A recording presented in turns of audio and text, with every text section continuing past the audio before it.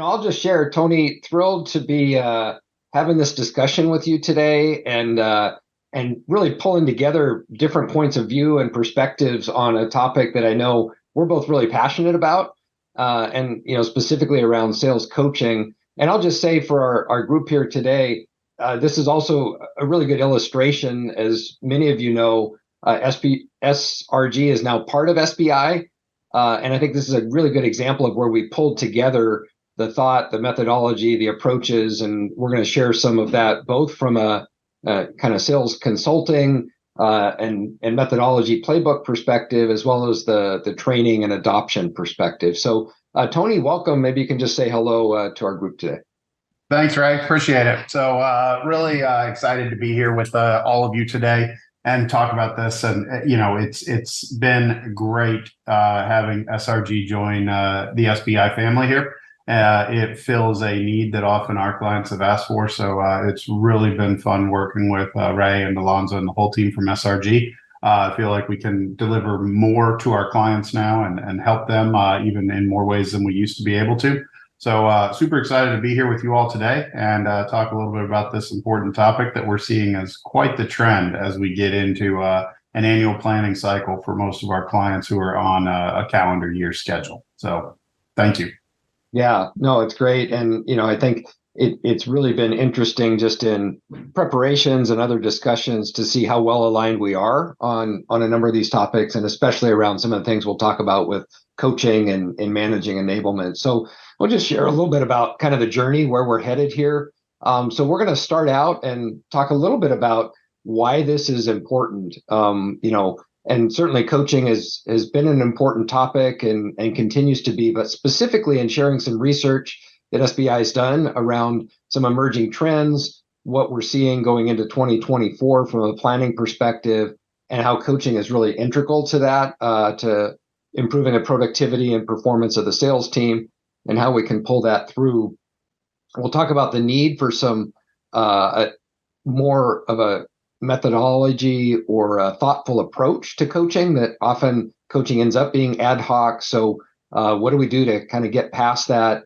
And how do we maximize that ROI for coaching for the time spent? So really make that come to life and make it as successful as possible. And then ultimately talking a little bit about how we implement. So what can we do around some of the emerging trends on collaborative training? If you've been to other webinars, you've heard us talk about that. But one of the challenges is always how do you get people to do things differently, and what happens after training? So we'll touch on that a little bit as we go as well. But Tony, just to start that discussion, maybe you could give us a little backdrop to some of the things we're seeing, starting this year from the research that SBI has done on what's happening from a growth forecast and a confidence perspective, and then we'll tie that into how this relates to those frontline managers. Yeah, happy to. So one of the things that we do is annually and semi-annually, we actually do a market survey. We're actually in the process right now of refreshing some of this data. We usually do it in Q1 and Q3. But one of the things that we wanted to start with was a little bit of an outward in view as to what is the market seeing. And if you think back 12 months ago, when we had initially spoke to clients, not initially, but when we started tracking this data, and then we compared it to Q1, there was a lot of uncertainty last year at this time as people were getting into annual planning and as people were kind of thinking about their 2023 budget. The challenge was, there was a lot of uncertainty in the market. No one knew that, rates, how high they were going to go. There were consistent rate pressures, which was, causing capital constraints across clients looking to make investment, or cost of debt that they were currently carrying on their books was rising. So there were a lot of uncertainties in the market. And then there was the question of, are we in a recession? Are we not in a recession? Are we coming out of a recession? Will inflation continue? Will it not? So a lot of uncertainty. And what that did then, as we got into first quarter, the data that we got back from over 100 CEOs that we spoke with was over half of them had quickly changed their plan, either upward or downward, in the first quarter. So, that was just symptomatic of some of the volatility that we were dealing with 12 months ago. And more so though, the thing that's important is there was a lot of confidence coming into 2023.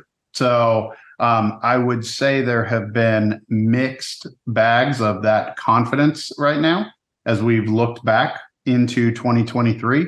And that confidence is one of the things that, as companies are now entering fourth quarter and going back into another annual planning session, the question is, is it going to be volatile again going into 24, or has it begun to stabilize? And so as we've begun the survey process, we'll talk more about these results at a later date when they're all officially in. But we have seen stabilization, at least from the perspective of the CEOs that we've begun the early conversations with. So be on the lookout for that. That's additional research that SBI will be producing here in the coming months. But just as you think about annual planning, be thinking about, predictability. And, as opposed to last year when you were thinking about this, lots of unpredictability, lots of uncertainty. So, Ray, I think that's the key takeaway as I think back to where we are this year versus where we are last year, looking at coming into the new year. No, I think that's a great backdrop, Tony. And, there's one other piece of data from a Q2 survey that talked about the CEO assessment. In other words, do they see things, continuing to slow? Is it kind of status quo, or is it accelerating? And are we, kind of getting hunkering down, or are we getting ready for recovery? And I think this, paints an optimistic picture. Now, again, this changes quarter by quarter, but maybe you could just give a little commentary on kind of what we're seeing. What do CEOs think as this emerges during the year? Yeah, so this has been the interesting one because second half of last year, in that Q2 timeframe, we were still a little bit in the things were still going really well, if you will. All the rates hadn't started coming up. There was less discussion, albeit some around recession and where we were. So people were still seeing stuff accelerating. Q2 22. In Q4, significant change in that it was really beginning to tail off. And then in Q1, that continued. Now, again, we're going through the process of resurveying those same clients now and some new ones as well. We are beginning to see an uptake. We are not economists, but this is one of the things that we look at as we think about how to help out our customers. And more importantly, the thing that we have begun to see hold true is this chart that I'll draw your attention to on the right-hand side. So, last year, it was all around, if we were to look at this data from a year ago, it was all around being prepared and being ready for the recession and being able to weather the storm, if you will. Transpose that with where we are now and what we're seeing and what we've been seeing in the recent results, it's all about recovery. You might not like interest rates at 6 or 7% if you've got a big cost of capital in your business or if you've got a heavy debt load in your business, but at least it's stable. And you can actually figure out how to operate within a model where you have predictability. Volatility makes planning difficult. So now that we are seeing things flatten out, if you will, everyone is tending to be more focused on recovery and getting out of this, this recessionary period.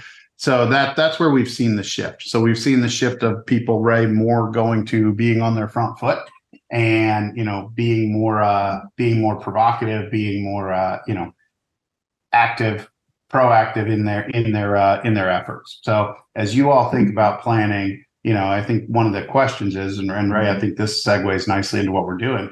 What are you guys going to be doing to be proactive? What are you going to be doing to put your organization, your front line on their front feet? Because that's where we're seeing the market going. And, we see an opportunity there that all of you are hopefully getting ahead of. Yeah, absolutely. And, I think what's really interesting to me is as we're looking at this data and kind of looking at the growth, it's, kind of going from there was a mantra of do more with less. And it's like, yeah, do more with less, and we still need to grow. So really do more. Like we still need to increase the top line. And we'll share some other research that speaks to sales approaches that are being effective related to that. But I think for today's topic, as we want to narrow in on that frontline manager and the coaches, and we think that's a key driver of growth and sales performance. Thinking about why is that important as we look into next year, into 2024, and what are some of the specific challenges that they run into, right? Why coaching has always been important, but why is it even more important today? So if you think about that, why is this important? We know that deals are more complex, and certainly your reps will say that, hey, it feels that way, but there's more people involved, more stakeholders. We have people that maybe never had a seat at the table, but they're there. Executives are getting involved, scrutinizing decisions in a different way. It doesn't just feel like deals are taking longer to close, but they actually are. So, I think we've all run into that, but the delayed decision cycles or budget approval and things kind of changing quarter by quarter. And reps are having to do things differently. And they may not have the skills or the mindset to do that effectively. The final piece I'll I guess, just put on this is then sales leaders and managers are being asked to grow, but without adding additional expense. And how do you do that? Well, you have to be able to improve performance with what you have. And that gets to, can we make the team more productive? And how do we get, more out of the existing team through better skills, better process, better execution? And that really comes back to coaching. So, Tony, any additional thoughts on that? Or, I know you've seen this as well, but why coaching is a topic that we're hearing a lot from our clients these days? Yeah, interestingly enough, right, I think a lot of it comes back to, you kind of got to look back over the last 18 months. Last 18 months, we had the Great Resignation, and then we had a whole bunch of people find new opportunities. A lot of sellers actually took on new jobs, took the opportunity to take a break, make a change, do something different. And as a result, a lot of people ended up in elevated positions. A lot of people ended up in, first line manager positions or upper level management positions for the first time. And, one of the things that we always had historically, a bit more cliche, was this concept of the super seller, right? The person who, got promoted into being a frontline manager because they were a great seller. And, naturally, to keep that person around, you move them into management. But that doesn't make them a great manager. You have to enable coaching. You have to enable a coach to be a great coach. Some of the best players on the field wouldn't make a very good coach. Some people out there right now might think that Coach Prime is the greatest coach to have ever entered college football. But, every cornerback in the NFL will probably not make a great future college football coach. There's not many people who can just ascend into that because they were a great player. Same analogy plays true within the selling ranks. So you have to enable people to be great coaches. You have to coach them to be great coaches and not let them do what we often see, which is just go do the job of the sellers. So Ray, this really got exasperated in 2021 and 22. Right after the resignation, everyone started taking on new roles. And frankly, people had not been in manager line roles before, leading individual contributors, and organizations hadn't had this influx of first line managers that they needed to teach to be great managers. So this is where we're seeing more of an emphasis now than before, because, COVID caused a lot of people to rethink and exit if they were able to. So we lost a lot of great managerial talent. New people got put into the role, as well as people took new roles altogether. So all those things combined kind of from a macro perspective to create this gap, if you will, in effective coaching, which is playing out now in terms of people looking for great coaching and great advice to be able to be more effective sellers. Yeah, I think very well said. And we're seeing that trend. Frontline managers tend to not get as much investment or attention as maybe the sellers. It's easier to say, oh, we need a new sales methodology, or we're going to put everybody through sales training at SKO. But, those are stopgap issues versus, can we really invest in our managers to be more productive and to really help drive that? So they're a key linchpin. And we'll talk more about that.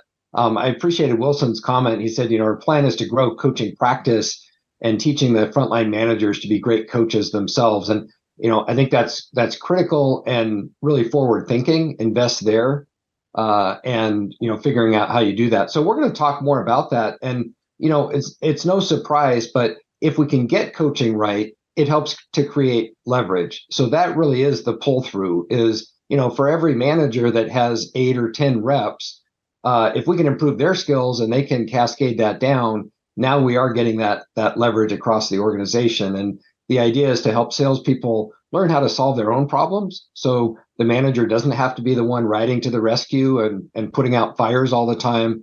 And we see in a lot of organizations, the manager is that super seller. They're the ones that are getting involved to close the deals, or they take over the calls when they're observing them. And I always ask the question, if you feel like you need to take over on those calls, what's happening the 90% of the time that you're not there, right? They're figuring it out. They're practicing on your clients. And that's a really expensive way to do training, is by turning your reps loose and having them figure it out. So anything else you see, Tony, in terms of the pull through or, the leverage that good coaching creates?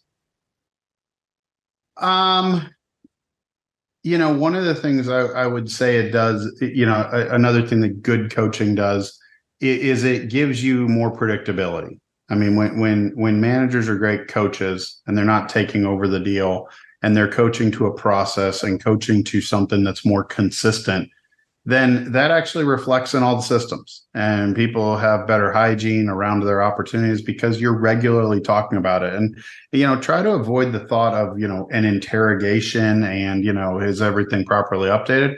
An effective coach will ask the right questions using the tools and the systems and the processes that drive the behavior for people to do the right things. So you think about the byproduct effect of that, right? Better hygiene, better forecasting, better, predictability in the actual business itself, not only the rep and their personal attainment, but when you do that consistently across an organization, better predictability for the business as a whole, to your stakeholders, to your leadership. It's just a basic acumen that everyone needs to be better at coaching too, so that we get the byproduct of why we put all those processes and systems and technologies in place, so that we can actually run the business with visibility and not be blind to what's going on in the field.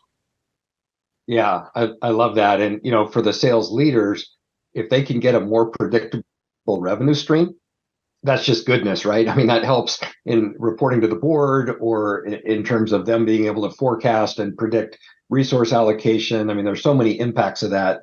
And so we probably don't need to convince the team that, coaching is important. I just wanted to cover one other piece of research before we get into some of the application here, and that's specifically around some talent research that we just completed. And actually, we have a webinar coming up later this month. Alonzo can provide information on that in the follow-up, but to dive into this in more detail. And so this is a whole discussion by itself. But what was fascinating to me, and maybe you can highlight it, Tony, is when we look at different approaches that are being successful today, and this looked at a number of different skills and competencies and how top performers were executing. And what was interesting is those that were doing a better job translating the requirements into and needs into the solution that they're providing, and really understanding the client and kind of anticipating what they need or where they're going, versus necessarily provoking or focusing in and narrowing and pitching their product. They were having shorter sales cycles and improved win rates, right? So they were actually doing a better job, which in today's environment is kind of what we want. So that's a quick backdrop. But what was also interesting is the managers over those teams need to do a better job coaching those behaviors to be able to anticipate and translate, versus what do managers do if they don't have anything else or don't have a coaching framework? Is they tend to get in and narrow and provoke, right? They tell the rep, hey, we need to close this deal, or can you get a commitment, or let's see if we can force the customer to make a decision. And in fact, that resulted in longer sales cycles or lower win rates. Anything else you'd add to that, Tony? Ray, that? Hello? Yep. Maybe I froze up there a sec. Oh, okay. We're good. All right. Sorry, it dropped for a moment. Yeah. Was that a question to me, Ray? Oh, sorry. Yeah, I was just asking, anything else the manager should think about when they look at, and again, we don't have time to go into all of these approaches, but to help their reps better, translate and anticipate the business needs and being able to, adopt an approach that's going to be more successful in today's environment. Yeah, so sorry about that. Sorry, I just got a note that said my internet is unstable, and I think it told me that as I did not have internet for a brief moment. Right. So, It's your but internet, not you. So it's yeah, good. yeah, it's clearly an issue on my side. But I think the key here, we're going to dive into these in more detail actually in a few weeks. So there's actually another SBI webinar where we're going to be going into this in detail. But the key for this audience is you've got to understand the behaviors, you've got to understand the competencies, which ultimately then form these approaches of your team. So once you understand that, then you can specifically coach to it. And you also need to understand what approaches work within your model and which ones don't work. This is a cross section of data. And I will say, candidly, your results may vary. Most likely they will vary. And that's still an important piece that you have to understand what works for your business. If you are in a high velocity business, maybe narrowing is the right approach because that is all about a prescribed buying process, prescribed buying criteria. If you are in something that, is a data intense business where you need to do a lot of diligence to be able to, get a client bought in, then translation might be the approach that works for you. So they're situational. And the key is that I would just leave you with is you have to understand the makeup of your organization. And you also have to understand what works best in your organization to then develop an effective program to enable and elevate your organization. It's a great call out. And I think specifically, thinking about the managers, when left to their own devices, they're more likely to, as it says, overcorrect and favoring a narrowing approach. In other words, let's drive urgency. Let's do what we can to get this deal done. And in fact, that's slowing deals down or resulting in lower win rates. So, let's talk about how we can help the managers coach better those behaviors that are going to have a better chance of success. And that's really where the manager component comes in. So I want to keep us moving here, Tony, and talk about the difference kind of between ad hoc and having a process for coaching, and go beyond that ad hoc coaching. But first, I'd really like to get a pulse on the group here, so we'll get some interaction and specifically open up a poll. And let me just do that.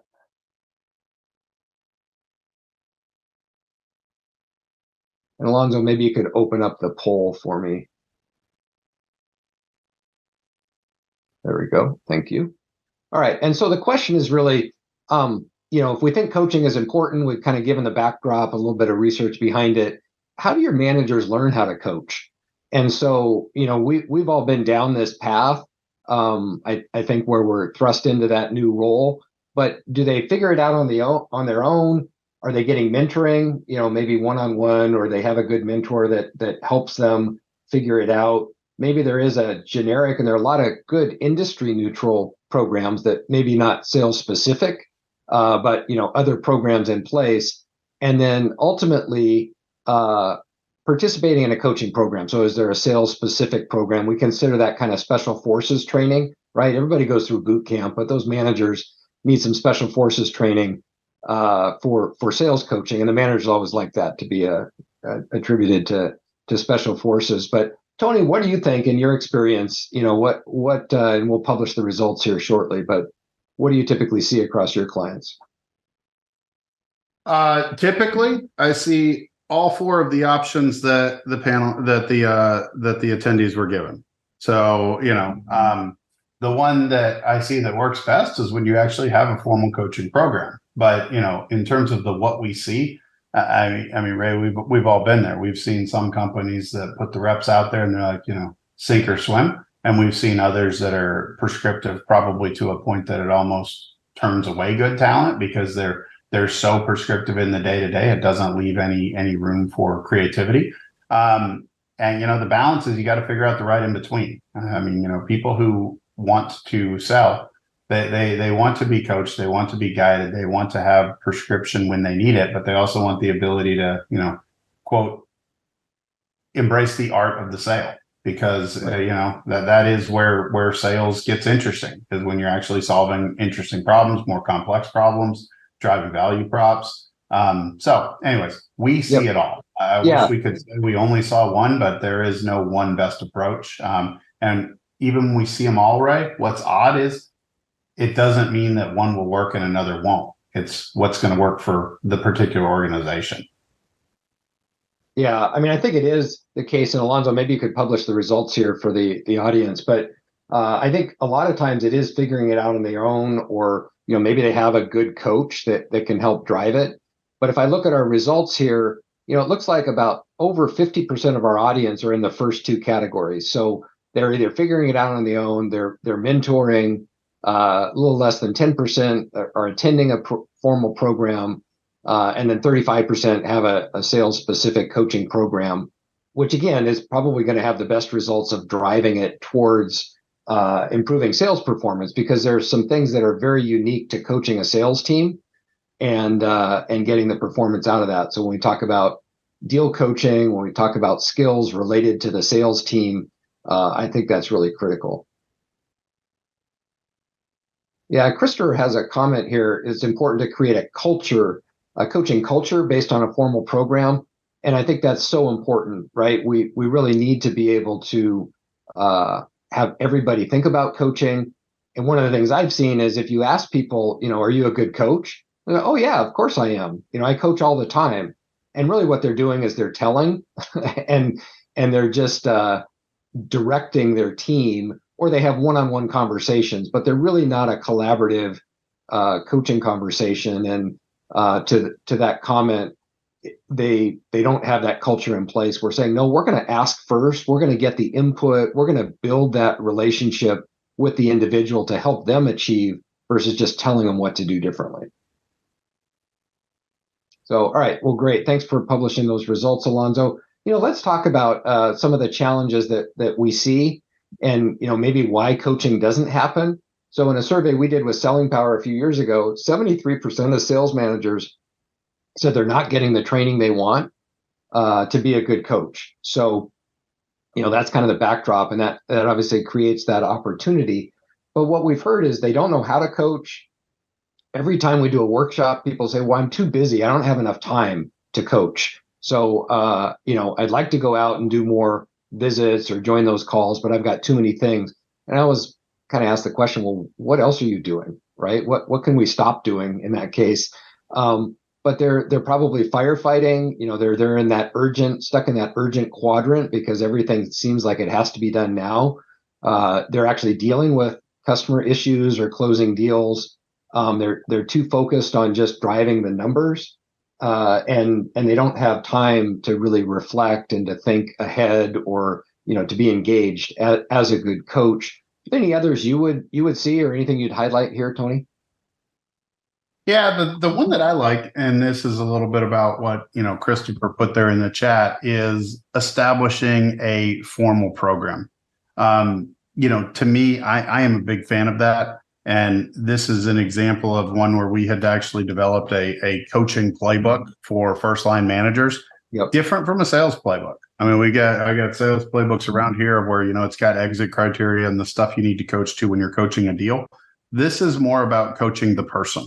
So, just as an example in this one, kind of from a structured perspective, we've got reps who are struggling, reps who are developing, reps who are excellent at what they do.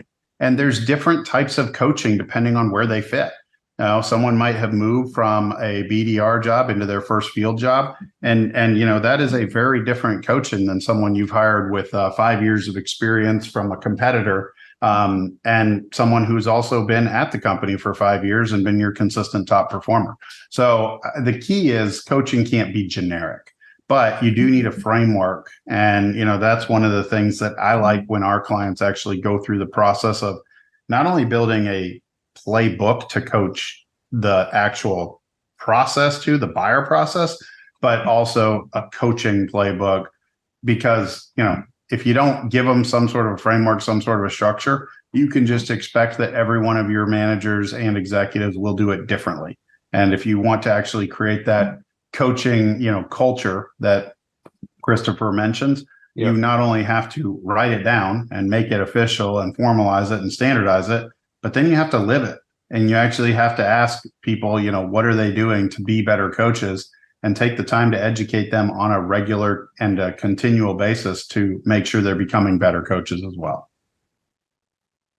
Yeah, I think it's really interesting to think about, okay, if it's important, what gets in the way, and then what are some of the challenges they have to actually have executing it, right? And you're right, they often don't know how to do it. They don't have the time, as we mentioned. They're coaching the wrong reps, or at least they're not coaching everyone. So they're coaching the squeaky wheel, and maybe or the ones who are really challenged, and they may need some other intervention. But in some cases, you can coach them till you're blue in the face, but it's not going to get you there. They need remedial training. They need a course correction. Maybe they need to be on a performance improvement plan. But we talk about that. Who and how are you coaching those reps? And if you don't have a process, if you don't have a playbook, it's going to be ad hoc, right? And managers are going to figure it out based on what they think. But Tony, maybe we could continue on that, and just before we get into the training piece, but talk a little bit about that coaching playbook and then components that you see and that you recommend when you work with a client on building that out. Yeah. So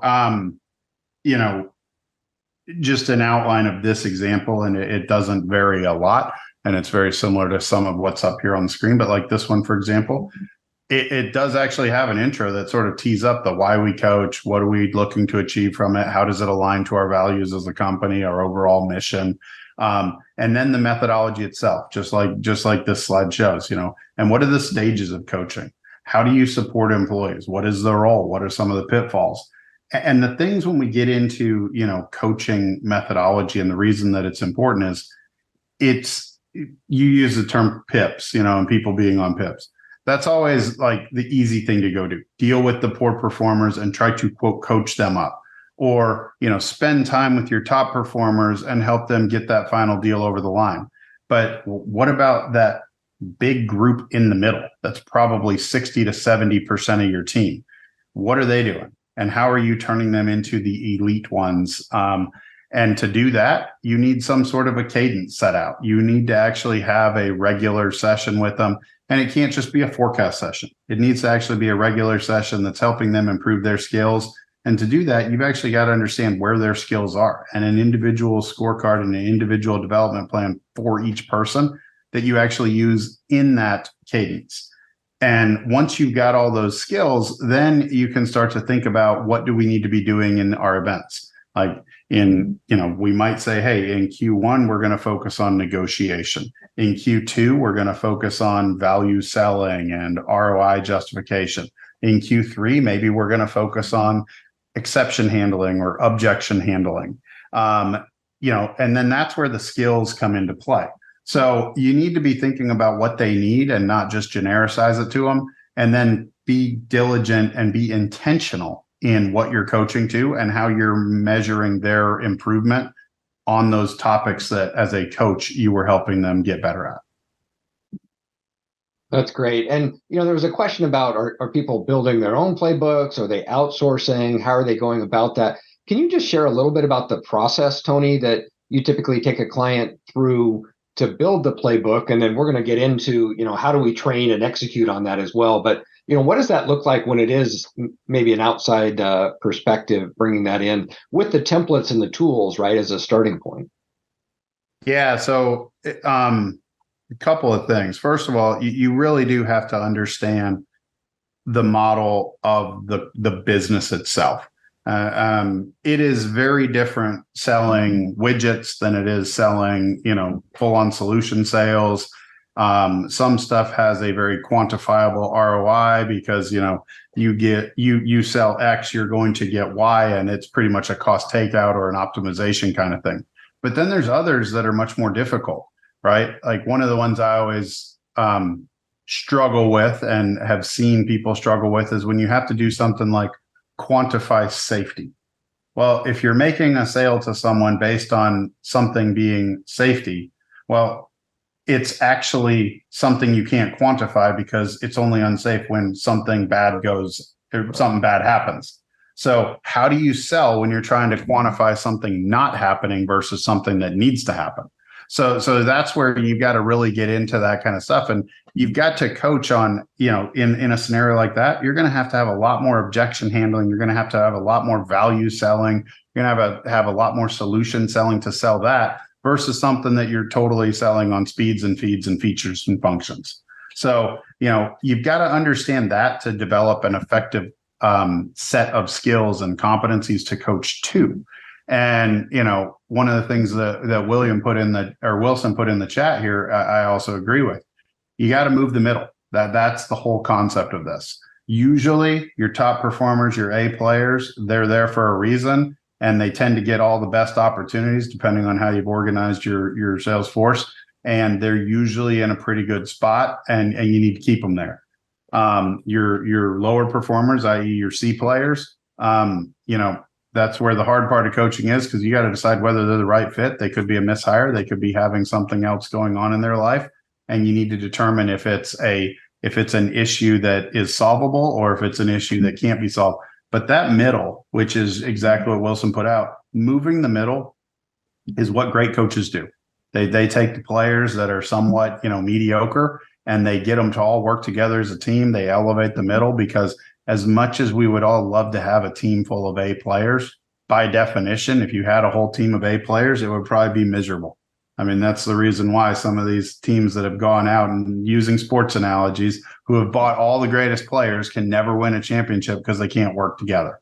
And the same would happen in anyone's go-to-market organization. If you had a whole bunch of superstars who all wanted to take over the world, it would probably be a toxic environment that people wouldn't want to hang out in. Absolutely. Well, and I think that just reinforces why a coaching playbook needs to be specific to that organization. It needs to be specific to the sales process and the industry and that organization, right? Based on the competencies and skills that the managers have. Are they hiring experienced managers, or did they all get promoted a year ago from being a BDR, and where are they starting? So that's where I think that really making it relevant and tailoring it can be, very, very valuable for that group. So let's continue on. We're going to talk a little bit about, how we execute and then get into some training, but on really getting that ROI out of the investment that you're making in those managers and in the training specifically. And, though these three topics may seem pretty obvious, or it's like, oh, yeah, of course, that's what we want to do. But when you really dig into this, and mindsets come up a couple of times, on this discussion already, but how do we develop that coaching culture, right? How do we get people thinking about asking questions, actively listening, and assuming best intentions, right? Assuming that people want to do a good job and now helping them get there, versus assuming that they're screwing up or they're incompetent, right? And then we're just kind of dictating what we want them to do. But it really does take a change to think about, what does good coaching look like, and how do we help those managers adopt that? And those are some of the things that we do in our training. And then thinking about who and what skills to prioritize and coach. So to the point of moving the middle, and also for those players, where do we focus? You can't coach everything at once. And one of the challenges we see is, you get off a call and you get a report that says, here are 10 things you should do differently next time. Maybe it was auto-generated. It's like, well, you can't prioritize 10 things. What one or two things are really going to make a difference? And let's lean in and focus on those and put those into a coaching plan. And then when we, nail those, let's move on. But that should be developed with the sales professional, not dictated to them, and say, all right, well, where do you think you need help? Let's agree on a couple of priorities, and then I'll really help you, right? Or the manager really helps them to develop those skills and build those opportunities, going forward. And then ultimately having a process to coach. So what does that look like? How's the conversation? How do we open it up? How do we make it positive and really engaging? I mean, coaching should be seen as something that's really positive to the individual, not that something that's being done to them. And oftentimes I think it does feel like, oh, now I'm going to have another coaching session. and it feels like you're being, maybe reprimanded every time. We had a client who didn't even want to use the term coaching because the only time coaching was used was when somebody was on a PIP and they were going to be fired. We're like, oh no, we can't use that. That has a bad connotation. I'm like, that is so sad, right? That's such the opposite of what we'd like to see, which is, hey, everybody should be looking. Even the CEO oftentimes has a coach, and they should be aspiring to that. So this is just a framework. I guess any other thoughts, Tony, on kind of these three components and how we implement that in an organization? Yeah, I really love some of the stuff coming out in the chat here, and the starving of the B players. Like, I think that's key. I don't know much about the San Diego Padres. If you can't tell, I'm a football fan, so I've got a lot of football analogies. But however, I'm certain based on the stats they're throwing in the chat that the third highest payroll and second to last place is not symptomatic of a great coaching culture and a great team of A players. So on this one, mindset, I like this simple framework, right?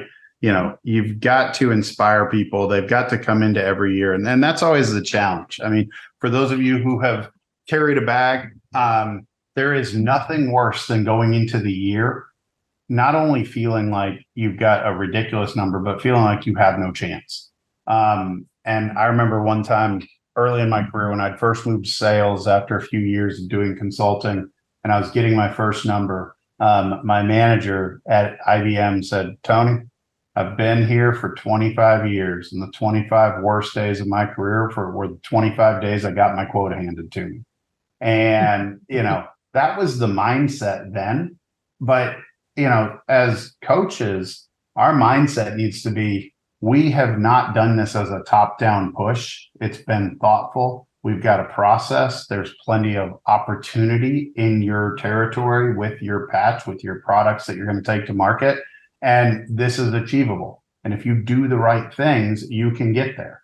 And if we help you, to the point of to the analyze, if we help you upskill in negotiations, because last year you had problems getting stuff over the line, or your deals tended to contract in value as we were getting to the finish line, or you had a real problem moving from unqualified to qualified opportunities. You had a lot of stuff fall out of the pipeline. Like, understanding the data element of it and then coaching them on the areas where they specifically had challenges, that makes you a great coach. I mean, when you get down to dissecting where they specifically needed help based on facts and based on data or based on assessments or whatever tools you're using, that's how you become a great coach. I mean, you don't just take a generic approach to it and ask everyone to do the same thing.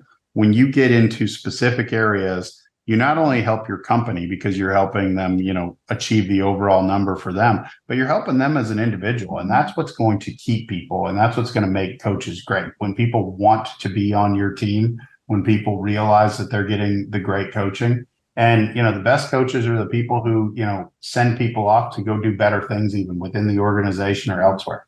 So to me, you've got to get down to the specific stuff. And that middle one is where I like to focus, to prioritize on what skills to coach and make sure that the coachee agrees that those are areas where they want the help. And if you get that, then you don't have them being resistant to the term coaching. You have them being accepting of the term and wanting to get better. So important. And I think, the ability to say, oh, this manager has my back. They're really working with me to help me become better. And that's where I think the difference is on the mindset is, the manager really saying, no, how can I help you be the best possible person? I mean, SBI has the value, right? We want to develop that growth mindset and we want to reach the full potential. How can we help our reps reach their full potential? And I think it's a really important part of that. All right. Well, I want to be sensitive to our time. I'll just cover a little bit on some of the things we've seen on coaching adoption, because that's been a question that's come up. And, specifically as we think about some of the things that are important and success factors, we need to make sure people are aligned and motivated. So having that sponsorship up front, having the managers understand, why is this good from a professional perspective, from a performance perspective? Hey, they're going to get maybe a badge or a credential or something out of it. So the kind of the why they should lean in, having great training that looks like, whether that's instructor led, virtual, some sort of combination we'll talk about. But they're able to really lean in and role play and practice and make it feel really tangible. And then it's being supported, right? So coaching the coaches, providing feedback and course correction. And then a piece that I think is often missed, and this is in the playbook example, but what is the expectation coming out of there? So what's the cadence? What are we asking the managers to do? And there's nothing worse than, oh, that was great, but I don't really know what I'm going to do on Monday. Or, worse, they forget about it on Monday. So what are the cadence and expectations? What evidence are we going to do? And then how are we going to track that? So is it number of visits? Is it performance improvement? Is it a 360 eval where we're getting feedback from the individuals saying, wow, I feel like I'm getting coached? And that's a great win if we can address those things, because it pulls through in retention, it pulls through in sales performance. But these are some of the things that we've found over the years that can help with really adopting some of the things we've talked about. I guess any other adds to this, Tony, before we move on? No, the only thing I'll say is my favorite is the under number 4, coaching the coaches. It is so key. You can't just one and done it and expect them to be great coaches. You have to be intentional. You have to be constant with it because there is always something new. I mean, 2 years ago, who would have thought we'd be coaching people on how to use AI within their business? There's always a new thing, a new trend, a new something that people need to be up to speed on so that they can remain relevant and be great coaches. That's great. So, in the last few minutes, I just want to talk a little bit about coaching adoption and some of the things we've seen when we are rolling out a coaching program and coaching training. And this idea of collaborative learning, is certainly something that has caught on, got a lot of traction as people were more virtual and said, well, maybe we can't be in person.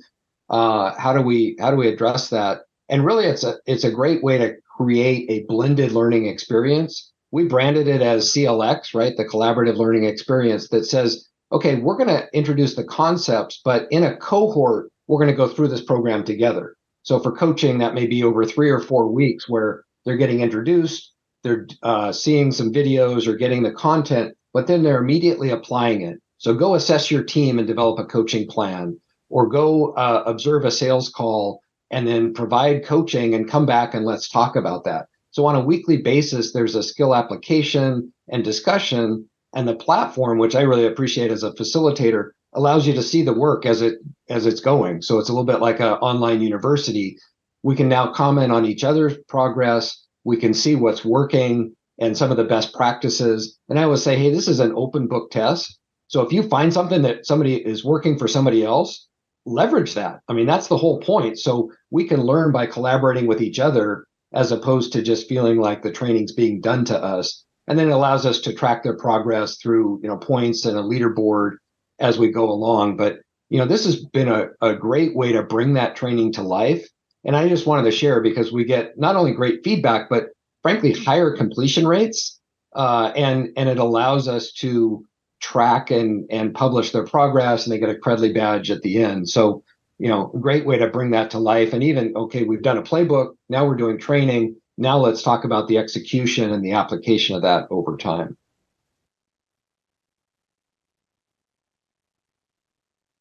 So I'll just cover there a little bit on some of the feedback that we've gotten, but you can see, the participants love this approach, learning from others. They can see what's working, what isn't. We do have a live session every week that's kind of like a coaching session, and we bring up the examples and the application and questions that have come up during the week, right? So having them apply it and then come back and talk about what they're running into and some of the challenges, and they can learn from each other. So, leveraging those best practices. So the last thing I'll just show, and this is just a quick snapshot of the platform, but the idea of that multiple learning types and content that's in there, people learn in different ways. So this helps to leverage that, providing those missions, those assignments, those leaderboard call outs, right? Celebrating those people who are doing well, and also getting feedback from each other, getting that peer-to-peer and the discussion threads. So Tony, I know we're working with a couple of clients now on implementing this on a much larger scale as well, right? For playbook implementation and training, both for the sales team and coaching. I guess just anything else you'd add to this, from your experience? The whole point of this, which is critical, is it's got to be continuous. That's why playbooks are now digital. Even though as an old person, I like my printed copies. And they're constantly changing. They're constantly being refreshed, and you need to constantly be investing in your teams. And these types of tools and these types of platforms help you do that for continuous improvement rather than making it a one-time event. One of the things that I learned from our friends here at SRG right after they became part of the SBI family is what a horrible time it is to train at sales kickoff events, and hadn't really thought about that. And, now we've sort of even changed our thinking that it has to be over a period of time. Sales kickoff might be a capstone type event, but if that's the first time people are seeing it, you can expect retention to be low in what you try to position from that event. So the ongoing and continuous improvement is critical to stickiness and adoption. No, it's a great call out, Tony. And yeah, I'll say for all of you who are planning training at your SKO, it's fine. I mean, it still happens. It's a great way to highlight or to apply. And I think the point, though, of if you're trying to cram 2 days of training into a half day, it's really challenging, right? And you're probably not going to get that adoption or that behavior. However, if you take the before, during, and after and say, well, let's give them some pre-work, let's have them come in having done some things, let's apply that real life examples on site when they're together, because that time is at a premium. And then let's pull that through with some ongoing reinforcement application, and we can track their progress. To me, that's a great blended program that really pulls through. So we've covered a lot of ground here. I know we're coming up on the hour. Covered, why coaching is important, what managers and coaches are doing, how to personalize and build that coaching program, and create the leverage, and then ultimately how to create a collaborative learning experience or implement that